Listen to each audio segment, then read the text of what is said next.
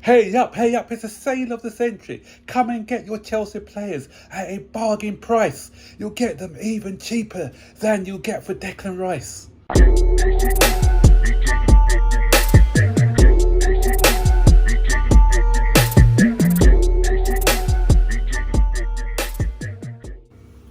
So, what a day at Chelsea.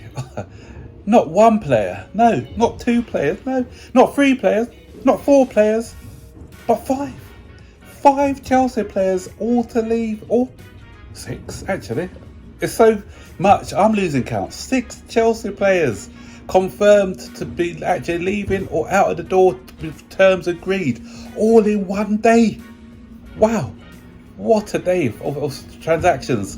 Chelsea needed to clear their books. They needed to get rid of some players, and boy, have they done that today. The transfer window is only a week been open a week, and all these Chelsea owners have done more for Chelsea than what we saw with Mourinho in about 2 or 3 years. They've cleared, I wouldn't say the deadwood, but they've cleared a lot of the wage bill.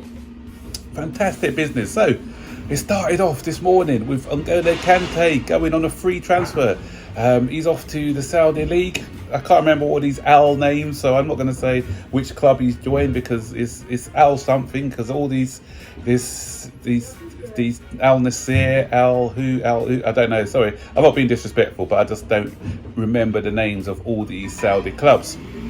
So what you're seeing now, you're seeing that's the bin men. Sorry for the noise in the background.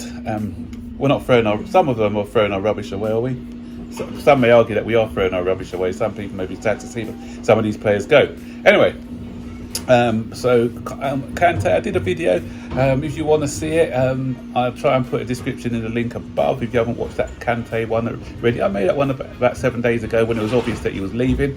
He would leave a big hole in our midfield, but I'm pleased for the guy. And it's not 100 million a season, apparently. It's 100 million over the term of his contract, which is 4 seasons.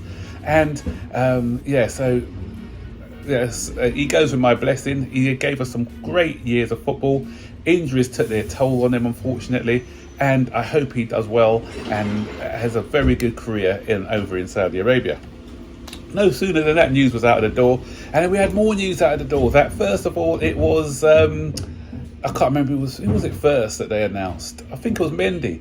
Mendy got a here we go from Fabrizio Romano as he's agreed a deal. And then we had a here we go for Koulibaly and a here we go for Ziyech. And I don't know what the price is for Mendy actually. The price for Mendy hasn't been revealed, but Ben Jacobs revealed the prices that we'll be getting for Koulibaly and what's his name from Ziyech. And the thing is, all these journalists and people who hate Chelsea, who are saying that Chelsea are exploiting the Saudi League and they've got a loophole, which is a load of nonsense. If that was the case, then the fees that we're getting for these players would be a lot higher, because apparently we're only getting 10 million euro for Ziyech, which equates to around about £8 million, and we're getting 20 million euro for Koulibaly, which is what, 17 million pounds, 18 million pounds. So if that was the case, Ziyech, he was quoted, I think 15 or 20 million to the Italian clubs. So we're actually selling him less than what we would have done to the Italian clubs last season. And Koulibaly is somebody we bought for 33 million, I think it was, euro last season. So we're taking a hit on him as well. So if that was the case, we'd have at least got our money back if we were doing some backhand deals with the Saudis. So think about it, guys.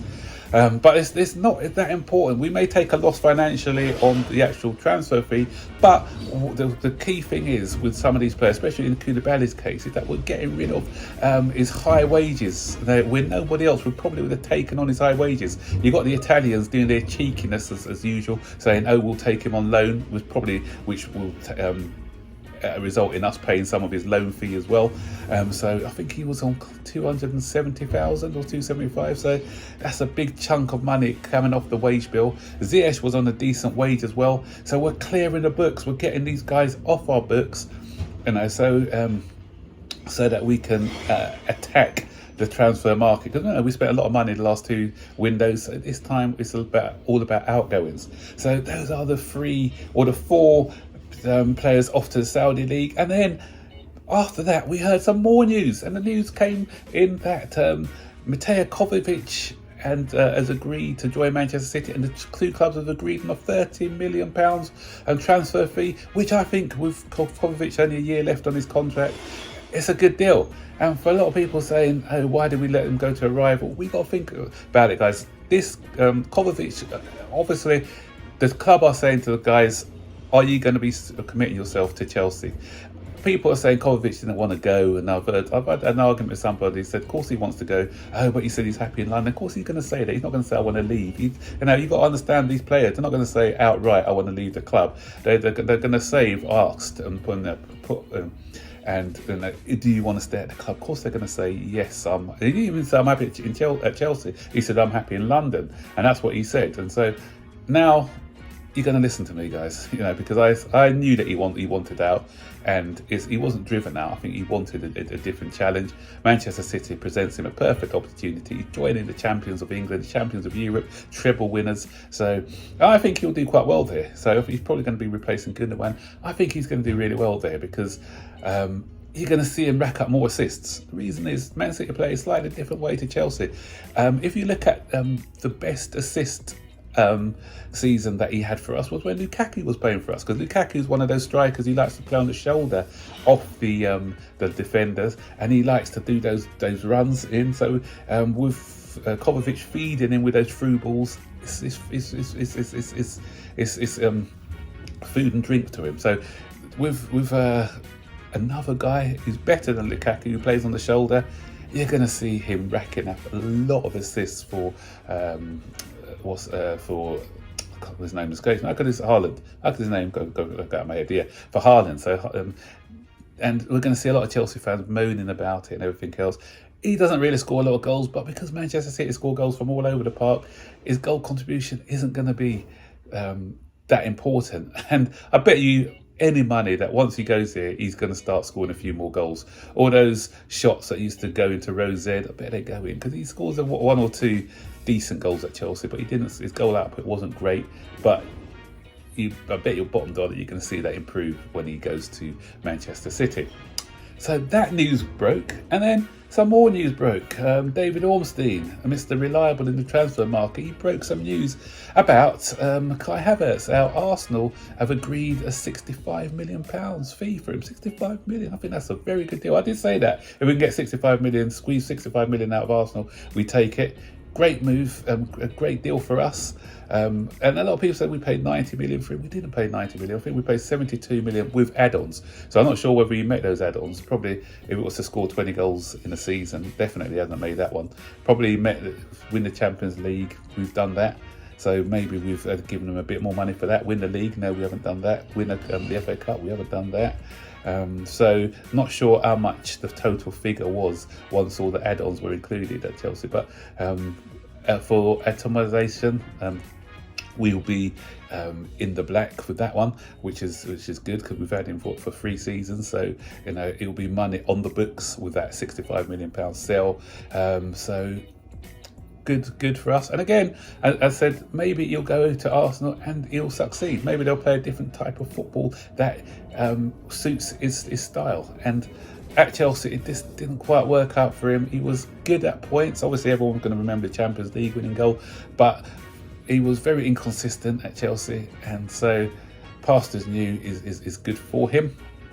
So yeah, and there's a good tweet, and I don't steal people's things, but this one's coming in from CFC Central, which it's a great point actually. So the ownership has now sanctioned 9 outgoings, almost all surplus to requirements, moving 1.55 million a week, that's 80.6 million a year, off the wage bill, earning 100 million in transfer fees for 2 of those alone, a full 9 days before Pochettino's first day at work. So well done for doing that now. So and it's been hard. As I say, well done. People say, why are you saying well done? It's proved hard for Chelsea in the past to get rid of these players. Why? Because these players have been on big astronomical wages, so it's been hard to shift the players. But we've shifted these players, and there may be more outgoings as well. Mason Mount and still playing hardball with Manchester United, and we can get the fee we want for him. So Ruben Loftus-Cheek, there's talk about him still going. There's talk about Tonali coming to Chelsea and us including Loftus-Cheek and was it Trevor Chalobah, I think it was, in the deal to try and get Tonali. So with all these players going out now, there's got to be some incomings. There's got to be a plan, because we've got a lot of our midfield players now have left the club. So someone has to replace Kovacic. Someone has to replace Havertz. I know we've got some of these youngsters coming in like Santos and Cassiidi, but are they ready now, or they're going to go on loan for another season? So it'll be interesting to see who we get in. And the only thing is now, how can we get rid of this Aubameyang? Not Aubameyang. Aubameyang probably will go, because he's talking to Saudi clubs as well. The big elephant in the room. He looks like an elephant as well, doesn't he? Lukaku. How can we get rid of that? Lukaku is a problem. If we can get rid of this guy and get money for him, not another loan deal, if we can get him off our books and get decent money for him, then I'll say, as far as outgoings go, that's a 10 out of 10 window. So we'll see how things transpire. Aspilicueta as well, he may go to, there's talk about Bayern Munich interested in him, so we'll see who else goes out the door. So the squad is getting trimmer and leaner just in time for Pochettino, and 2 or 3 players to come in, I reckon, and then we're going to have a squad, a nice squad ready to compete.